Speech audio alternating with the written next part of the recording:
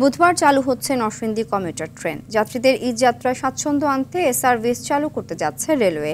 এদিকে ঈদকে কেন্দ্র করে আজও রাজধানী ছাড়ছেন মানুষ। কমলাপুর স্টেশন ম্যানেজার জানান, সব ট্রেনই ছাড়ছে সময় মতো।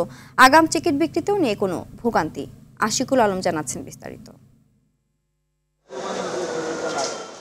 ঢাকা রেলওয়ে স্টেশনে ৩ দফা চেকিং ব্যবস্থার মধ্য দিয়ে প্রবেশ করছেন যাত্রীরা। ট্রেনে ঈদ যাত্রার দ্বিতীয় দিনে ভিড় না থাকায় বেশ স্বাচ্ছন্দ্যেই যাত্রা করছেন তারা। সবগুলো ট্রেনই ছেড়েছে সময় মতো।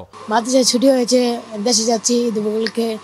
বাড়িতে যাইতেছি, অনেকদিন পর যাইতেছি, বাবা মার সাথে দেখা হবে, বোনের সাথে দেখা হবে। লোকজন বেশ অবাধে চলাফেরা করতেছে, আসা করতেছে এবং আইনের লোকজনও সহায়তা করতেছে। কমলাপুর স্টেশন ম্যানেজার শাহাদাত হোসেন জানান, ঈদযাত্রা নির্বিঘ্ন করতে সার্বিক ব্যবস্থা নিয়েছেন তারা। যাত্রীদের সুবিধায় স্পেশাল ট্রেন সার্ভিসের পাশাপাশি বুধবার চালু হচ্ছে নরসিংদী কমিউটার ট্রেন। 27 তারিখ থেকে আমাদের স্পেশাল ট্রেন যাবে, আর আগামীকালকে থেকে আপনারা জানেন আমাদের একটা নরসিংদী কমিউটার ট্রেন নামে ঢাকা ভৈরব একটা ট্রেন নতুনভাবে প্রবর্তন হবে, সেটা যাবে। ট্রেনের টিকিট কালোবাজারি চক্রের ৮ সদস্যকে আটক করেছে র্যাব। উত্তরায় সংবাদ সম্মেলনে র্যাব কর্মকর্তা জানান, ঈদকে কেন্দ্র করে নিরাপত্তা ব্যবস্থা জোরদারে তৎপর রয়েছেন তারা। সন্ত্রাসী বাহিনীর সদস্যদের গ্রেফতারের জন্য তথা সাধারণ জনগণের শান্তিপূর্ণ পরিবেশ বিনির্মাণের লক্ষ্যে র্যাবের তৎপরতা অব্যাহত রয়েছে। লঞ্চে ঈদ যাত্রার ভোগান্তি লাঘবে কাজ করছে কোস্টগার্ড। সদরঘাট লঞ্চ টার্মিনালে সকাল থেকে তাদের তৎপরতা দেখা গেছে।